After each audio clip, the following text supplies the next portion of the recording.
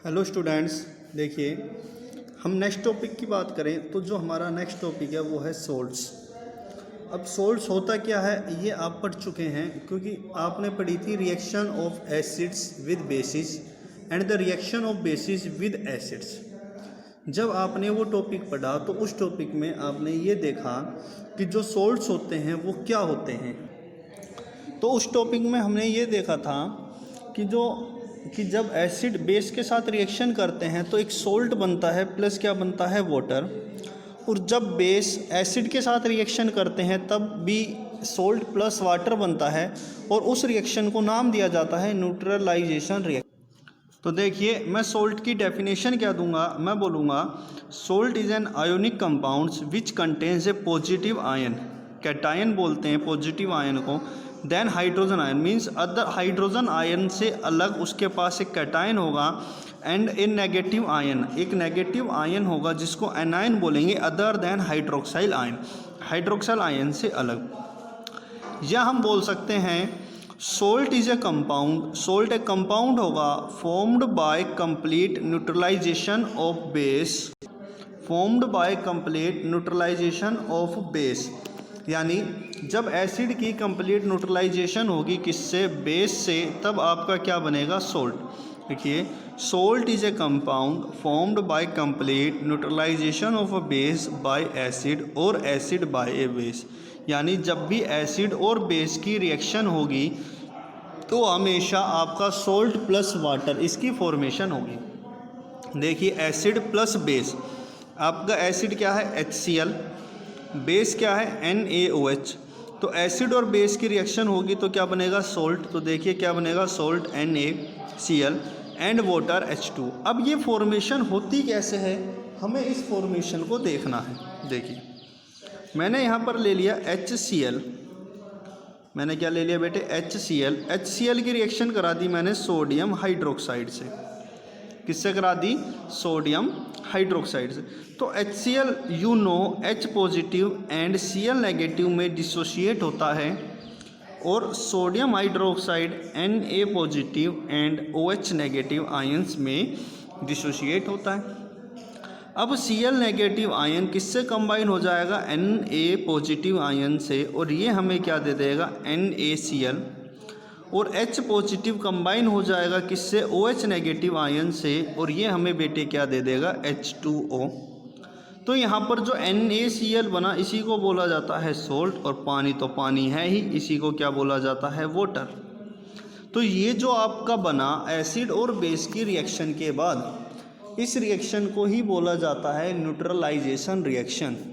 और जो neutralisation reaction होती है वो एसिड और बेस की रिएक्शन से होती है और हमेशा सोल्ट प्लस वाटर बनता। अब हमने कहा कि जो सोल्ट होगा उसमें एक कैटायन पार्ट होगा, तो मैंने इसको सोल्ट बोला NaCl को, तो इसका जो कैटायन पार्ट है वो Na पॉजिटिव है। फिर का जो सोल्ट होगा उसमें एक एनायन वाला पार्ट भी होगा, तो यहाँ पर जो एनायन है वो Cl नेगेटिव है, और एनायन और पॉजिटिव कंबाइन होते हैं तो इस तरीके से ये एक आयोनिक कंपाउंड भी हुआ। ये हमारा क्या हुआ, एक आयोनिक कंपाउंड भी हुआ। तो यहाँ पे सोल्ट की डेफिनेशन हो जाती है ख़त्म। नेक्स्ट टॉपिक आता है बेटे हमारा क्लासिफिकेशन ऑफ सोल्ट्स, कि सोल्ट्स का क्या क्या क्लासिफिकेशन हम कर सकते हैं। सोल्ट्स में be classified in the following veg, जो सोल्ट है उसको किस किस तरीके से क्लासीफाई हम कर सकते हैं। जो आपको दो पढ़ने हैं, आपको नॉर्मल सोल्ट, एसिडिक सोल्ट और बेसिक सोल्ट, ये तीन आपके सिलेबस में हैं। क्या कहा मैंने, सोल्ट के वैसे 5 क्लासिफिकेशन पॉसिबल हैं, लेकिन जो आपको पढ़ने हैं, जो आपके सिलेबस में हैं, आपके सिलेबस में क्या क्या हैं, आपके सिलेबस में है नॉर्मल सोल्ट या neutral salt, acidic salt and basic salt, ये आप लोगों के सिलेबस में है। आइए लेट्स स्टार्ट। नॉर्मल सोल्ट और न्यूट्रल सोल्ट। नॉर्मल सोल्ट क्या होते हैं या न्यूट्रल सोल्ट क्या होते हैं, तो कहता है these are formed by combination of strong acid and strong base और वीक एसिड और वीक बेस। मैंने आप लोगों को क्लासिफिकेशन पढ़ाए थे कि स्ट्रॉन्ग एसिड क्या होते हैं, स्ट्रॉन्ग बेस क्या होते हैं, वीक एसिड क्या होते हैं और वीक बेस क्या होते हैं। ये क्लासिफिकेशन मैंने आप लोगों को पढ़ाए थे। तो जब स्ट्रॉन्ग एसिड और स्ट्रॉन्ग बेस दोनों की रिएक्शन होगी तो हमेशा एक कंप्लीट दोनों के आयंस बिल्कुल 100% रिएक्शन करेंगे। और वीक एसिड और वीक बेस की रिएक्शन होगी तब भी क्या होंगे, उनके जितने भी आयन प्रोड्यूस होंगे वो सारे के सारे आयन क्या करेंगे, रिएक्शन करेंगे। तो जब भी इस तरह की कोई रिएक्शन होगी तो आपका नॉर्मल सोल्ट या न्यूट्रल सोल्ट बनेगा। आइए चेक करते हैं कैसे। A normal salt is one which does not contain any inionizable or replaceable hydrogen atom in its compound। देखिए, या दूसरी डेफिनेशन हम दे सकते हैं, नॉर्मल सोल्ट वो होगा जिसके अंदर कोई भी आयनाइजेबल या रिप्लेसेबल हाइड्रोजन एटम प्रेजेंट नहीं होंगे। एग्जाम्पल की बात करें, NaCl sodium chloride, sodium nitrite, sodium sulphate और पोटेशियम सल्फेट, इनकी जो रिएक्शन होगी, ये जो सोल्ट हैं ये आपके न्यूट्रल सोल्ट कहलाएंगे। ये जो सोल्ट हैं आपके, ये इन सोल्ट को क्या बोला जाएगा, न्यूट्रल सोल्ट। क्यों बोला जाएगा इनको न्यूट्रल सोल्ट? क्योंकि इनकी जो रिएक्शन हुई है वो स्ट्रॉन्ग एसिड और स्ट्रॉन्ग बेस के साथ हुई है। देखिए समझते हैं कैसे। मैंने बेटा एग्जाम्पल लिया NaCl, तो NaCl मैंने अभी अभी आपको समझाया, अगर HCl और NaOH दोनों कंबाइन हो जाएं तो आपका क्या बनेगा, NaCl की फॉर्मेशन होगी। सिमिलरली अगर मैं पोटेशियम हाइड्रोक्साइड ले लूं और नाइट्रिक एसिड ले लूं तो पोटेशियम हाइड्रोक्साइड और नाइट्रिक एसिड इन दोनों की जो रिएक्शन होगी, यहाँ से क्या आएगा, K पॉजिटिव आएगा, OH नेगेटिव आएगा, यहाँ से क्या आएगा, H पॉजिटिव आएगा, NO3 नेगेटिव आएगा। तो यहाँ से NO3 और यहाँ से K ये कंबाइन होकर क्या दे देंगे, KNO3 प्लस में वाटर। तो पोटेशियम हाइड्रोक्साइड क्या है, स्ट्रॉन्ग बेस, नाइट्रिक एसिड क्या है, स्ट्रॉन्ग एसिड। तो स्ट्रॉन्ग एसिड और स्ट्रॉन्ग बेस की रिएक्शन होगी तो रिएक्शन क्या होगी बेटे, न्यूट्रलाइजेशन रिएक्शन होगी। बिल्कुल जितने आयंस, जितने मॉलिक्यूल इसके होंगे वो कंप्लीटली रिएक्ट करेंगे इसके आयंस और इसके मॉलिक्यूल से। ये एग्जाम्पल आप देख।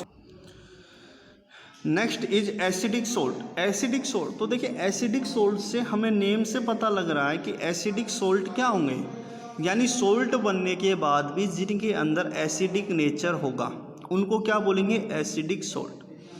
अब बात आती है, अगर हम कहें कि एसिडिक सोल्ट बने कैसे होंगे। एसिडिक सोल्ट तभी आपके बन सकते हैं अगर आपका एसिड तो हो स्ट्रॉन्ग और आपका बेस क्या हो, वीक।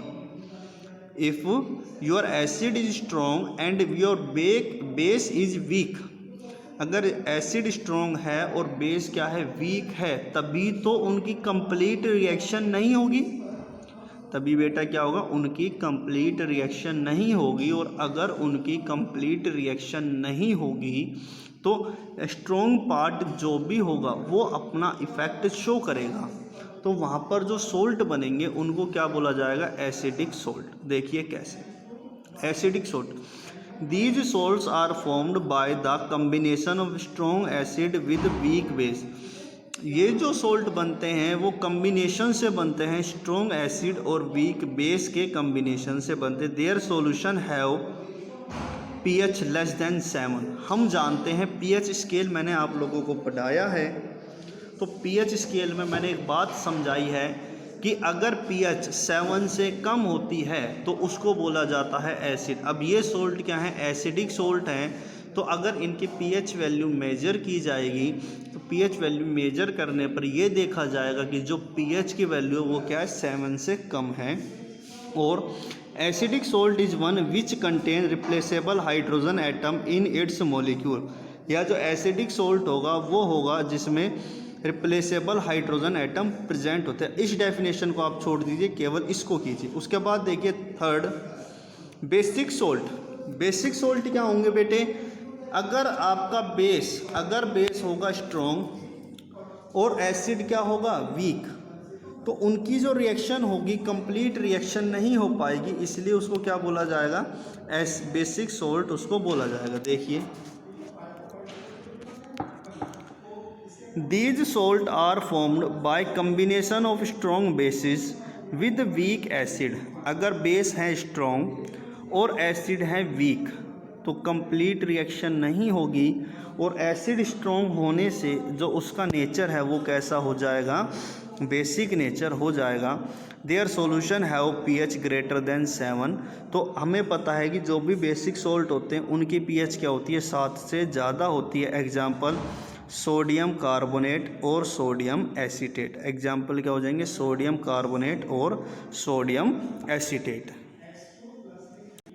आगे देखिए फैमिलीज ऑफ सोल्ट। सोल्ट की क्या क्या फैमिलीज होंगी।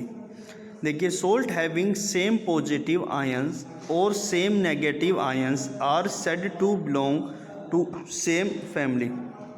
अगर कोई सोल्ट है और उस दो सोल्ट को हम कंपेयर कर रहे हैं और दोनों सोल्ट में अगर पॉजिटिव पार्ट सेम है या उनका नेगेटिव पार्ट सेम है तो हम कहेंगे कि वो एक सेम फैमिली से बिलोंग करते हैं। कैसे समझते हैं, एक एग्जाम्पल लिया बेटे NaCl और एग्जाम्पल लिया मैंने NaO2SO4। ये दो एग्जाम्पल मैंने यहाँ पर लिए। अगर मैं NaCl की बात करूँ तो NaCl में Na पॉजिटिव होगा और Cl नेगेटिव होगा। सोडियम सल्फेट के अंदर 2 सोडियम पॉजिटिव होंगे और सल्फेट 2 नेगेटिव आयंस होंगे। यहाँ पर इसका जो कैटायन पार्ट है वो एक सोडियम एटम है और इधर इसका जो कैटायन पार्ट है वो भी एक सोडियम एटम है। तो इन दोनों के अंदर इनका कैटायन पार्ट क्या है, सेम। और अगर कैटायन वाला पार्ट होगा सेम तो ये सेम फैमिली से बिलोंग करेंगे। आइए सेकंड एग्जांपल डिस्कस करते हैं, CaCl2 एंड KCl। तो CaCl2 का नाम होगा कैल्शियम क्लोराइड। इसके अंदर होगा Ca2 positive plus 2Cl negative. KCl के अंदर होगा K पॉजिटिव प्लस में Cl नेगेटिव। KCl के अंदर क्या होगा, K पॉजिटिव प्लस में Cl नेगेटिव। आगे देखिए इसका जो कैटायन पार्ट, जो इसका एनायन पार्ट है, इसका जो एनायन पार्ट है, एनायन पार्ट क्या है, Cl नेगेटिव। इसका जो एनायन पार्ट है, इसका एनायन पार्ट क्या है, Cl नेगेटिव। अगर मैं बात करूँ तो दोनों का जो एनायन पार्ट है वो क्या है, सेम। अगर दोनों का एनायन पार्ट है सेम तो सेम एनायन पार्ट, तो सेम एनायन पार्ट होने से होगा क्या, belong to the same family. ये किससे बिलोंग करेंगे, एक फैमिली से ही बिलोंग करेंगे। देखिए यहाँ पर कुछ एग्जांपल्स हैं, जैसे पोटेशियम सल्फेट या K2SO4 कि इसका कोरस्पॉन्डिंग जो एसिड होगा H2SO4 होगा और इसका जो पेरेंट बेस होगा वो पोटेशियम हाइड्रोक्साइड होगा। सोडियम सल्फेट किससे आया होगा, H2SO4 और सोडियम हाइड्रोक्साइड की रिएक्शन से। तो ये कुछ सोल्ट दिए हुए हैं, उनके फॉर्मूले हैं और उनके पेरेंट एसिड कह सकते हैं या आप एसिड यूज्ड कह सकते हैं या आप यहाँ पर पेरेंट बेस कह सकते हैं या आप बेस यूज्ड कह सकते हैं। पर आपको एक बात याद रखनी है क्या, कि अगर दो सोल्ट के कैटायन पार्ट सेम हो जाते हैं तो वो एक फैमिली से बिलोंग करेंगे और दो सोल्ट के अगर एनायन पार्ट सेम हो जाते हैं तो वो किससे बिलोंग करेंगे, एक फैमिली से बिलोंग करेंगे। ये बात आपको याद रखनी है। Thank you very much.